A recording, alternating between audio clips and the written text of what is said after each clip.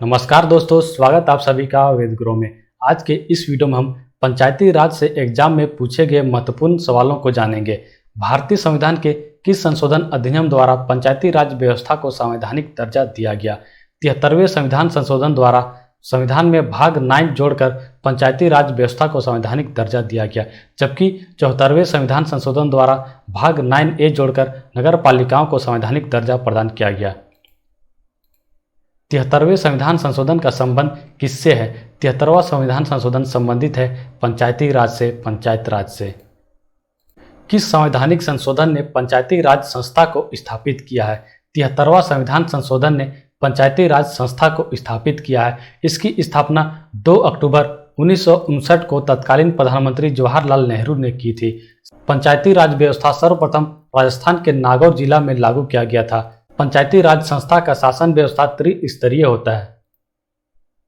भारतीय संविधान के किस संशोधन ने नगरीय स्थानीय सरकारों को संवैधानिक दर्जा दिया था?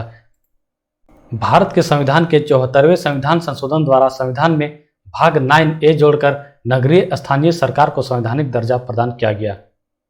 नगर पालिका में महिलाओं के लिए कितने सीटें आरक्षित होती है? नगर पालिका के कुल स्थानों में से 1/3 स्थान महिलाओं के लिए आरक्षित किए गए हैं।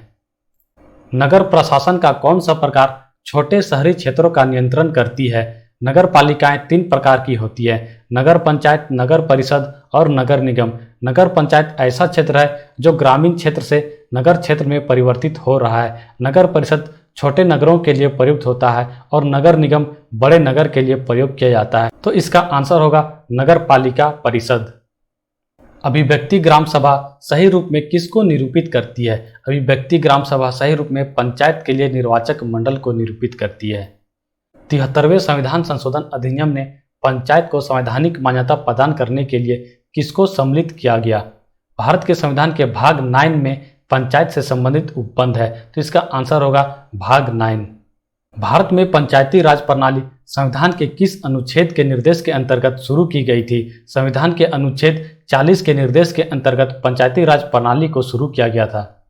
इस अनुच्छेद में ग्राम पंचायतों का गठन करने और उन्हें स्वायत्त शासन की शक्ति प्रदान करने हेतु कदम उठाने का प्रावधान किया गया है। भारतीय संविधान का कौन सा अनुच्छेद राज्य सरकारों को ग्राम पंचायत के गठन का निर्देश देता है? अनुच्छेद 40। त्रिस्तरीय पंचायती राज तंत्र में निम्नलिखित में से कौन सम्मिलित है? 73वें संविधान संशोधन अधिनियम द्वारा भारत में त्रिस्तरीय पंचायती राज व्यवस्था की स्थापना की गई है और ये 3 स्तर हैं: ग्राम सभा, पंचायत समिति और जिला परिषद। पंचायती राज व्यवस्था शासन के कितने स्तरों में विभाजित है? यह 3 स्तरों में विभाजित है। निम्नलिखित में से कौन सी संस्था पंचायती राज संस्था नहीं है? ग्राम सभा, ग्राम पंचायत और न्याय पंचायत, ये तीनों पंचायती राज संस्थाएं हैं, जबकि ग्राम सहकारी सोसाइटी का उल्लेख पंचायती राज संस्था के अंतर्गत नहीं किया गया है, तो इसका आंसर हो जाएगा ग्राम सहकारी सोसाइटी। भारत में त्रिस्तरीय पंचायती राज प्रणाली का प्रस्ताव किसने किया था? त्रिस्तरीय पंचायती राज प्रणाली का प्रस्ताव बलवंत राय मेहता समिति ने किया था और इसके अध्यक्ष थे बलवंत राय मेहता। निम्न में से कौन पंचायती राज से संबंधित है? बलवंत राय मेहता समिति पंचायती राज से संबंधित है। पंचायत समिति किसके प्रति अपने कार्यों के लिए जवाबदेह होती है? पंचायत समिति जिला परिषद के प्रति अपने कार्यों के लिए जवाबदेह होती है।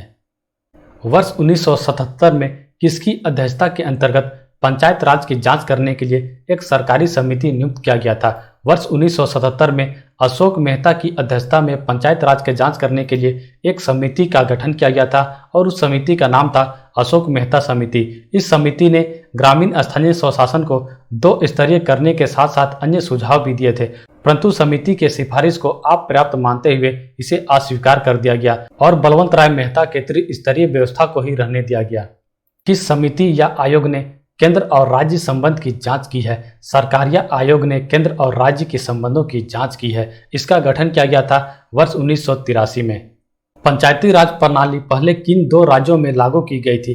पंचायती राज प्रणाली सबसे पहले राजस्थान और आंध्र प्रदेश में लागू किया गया था। पंचायती राज को लागू करने वाला सबसे पहला राज्य कौन था? राजस्थान। और पंचायती राज को लागू करने वाला दूसरा राज्य कौन था? आंध्र प्रदेश। निम्नलिखित में से किस राज्य ने सबसे पहले पंचायती राज को अपनाया था? राजस्थान ने सबसे पहले पंचायती राज को अपनाया था और सबसे पहले पंचायती राज राजस्थान के नागौर जिला में शुरू हुई थी। निम्नलिखित में से किसे शुरू करने वाला राजस्थान पहला राज्य है? राजस्थान पहला राज्य है जिसने स्थानीय स्वशासन को प्रारंभ किया है। लोकतंत्रीय विकेंद्रीकरण का आशय क्या है? लोकतांत्रिक विकेंद्रीकरण का आशय है स्थानीय मामलों में जनता की भागीदारी का होना। हमारे देश में लोकतांत्रिक विकेंद्रीकरण को पंचायती राज के लोकप्रिय नाम से जाना जाता है और पंचायती राज को ही हम स्थानीय सरकार कहते हैं, तो इसका आंसर होगा स्थानीय सरकार। पंचायती राज किस सिद्धांत पर आधारित है? पंचायती राज सत्ता के विकेंद्रीकरण पर आधारित है। भारत में आधारिक लोकतंत्र निम्नलिखित में से कौन सुनिश्चित करता है? भारत में आधारिक लोकतंत्र सुनिश्चित करता है पंचायती राज। और आधारिक लोकतंत्र का मतलब होता है कि निचले स्तर पर जो भी विकास कार्य होते हैं उसमें निचले स्तर के लोगों की, आम जनताओं की भी भागीदारी हो। स्थानीय स्वशासन संस्था से निर्वाचित पदधारकों को हटाने का प्रत्याह्वान प्रावधान कहाँ लागू किया गया है? यह प्रावधान मध्य प्रदेश में लागू किया गया है। नगर निगम का अध्यक्ष कौन होता है? नगर निगम का अध्यक्ष होता है महापौर। अब कुछ वन लाइनर क्वेश्चन को देखते हैं। नगर प्रशासन का कौन सा प्रकार संक्रमणकालीन क्षेत्रों का नियंत्रण करता है? इसका नियंत्रण करता है नगर पंचायत। नगर पालिका के सदस्य बनने के लिए न्यूनतम आयु कितनी होती है? 21 वर्ष। निर्वाचन आयोग भारत के राष्ट्रपति का चुनाव, संसद के चुनाव, राज्य विधायिकी के चुनाव एवं पंचायत के चुनाव में से किन चुनावों से सरोकार नहीं रखता है? पंचायत के चुनाव से। नगर पालिका के सदस्य कितनी अवधि के लिए चुने जाते हैं? 5 वर्षों के लिए। 74वें संविधान संशोधन अधिनियम ने नगर पालिका को किसमें सम्मिलित करके संवैधानिक मान्यता प्रदान की है? भाग 9 के का में, या इसे भाग 9A भी बोलते हैं। किस संवैधानिक संशोधन ने भारतीय संविधान में भाग 9 का नगर पालिका जोड़ा था? 74वां संविधान संशोधन अधिनियम। नगर पालिका के सभी सदस्य नगर पालिका क्षेत्र के लोगों द्वारा किस प्रकार चुने जाते हैं? प्रत्यक्ष रूप से चुने जाते हैं। नगर प्रशासन का कौन सा प्रकार बड़े शहरी क्षेत्रों का नियंत्रण करता है? नगर निगम। किसे पंचायत का मुखिया भी कहा जाता है? सरपंच को पंचायत का मुखिया भी कहा जाता है। सरपंच ग्राम पंचायत, ग्राम सभा तथा वार्ड मेंबर में से कौन वार्ड का चुना हुआ प्रतिनिधि होता है? Ward member. ग्राम पंचायत किसमें बटी हुई होती है? ग्राम पंचायत कई वार्डों में बटी हुई होती है।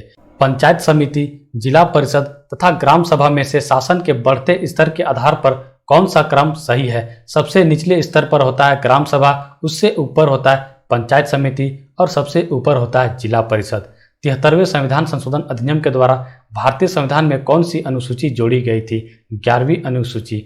ग्राम पंचायत किनसे मिलकर बनती है? यह वार्ड पंच और सरपंच से मिलकर बनती है। ग्राम पंचायत को अपनी भूमिका निभाने तथा उत्तरदायी होने के लिए क्या एक प्रमुख कारक है? ग्राम सभा। पंचायती राज व्यवस्था में लोगों की भागीदारी कितने अन्य स्तरों पर होती है? 2 स्तरों पर। पंचायत को मनमाने ढंग से काम करने से कौन रोकती है, जैसे कि पैसों का दुरुपयोग या चुनिंदा लोगों की तरफदारी करना? ग्राम सभा। एक ग्राम पंचायत कई छोटे क्षेत्रों में बटी हुई होती है। यह क्षेत्र क्या कहलाते हैं? यह वार्ड कहलाता है। भारतीय संसदीय प्रणाली में ग्राम पंचायत कितने वर्षों के लिए चुनी जाती है? 5 वर्षों के लिए। पंचायत समितियों की सहायता से कौन सभी ग्राम पंचायतों में राशि के वितरण की व्यवस्था करता है? जिला परिषद। पंचायती राज व्यवस्था में एक मध्यवर्ती स्तर है जिसे किस रूप में जाना जाता है? इसे पंचायत समिति के नाम से जाना जाता है। किस राज्य ने सर्वप्रथम पंचायती राज को अपनाया था?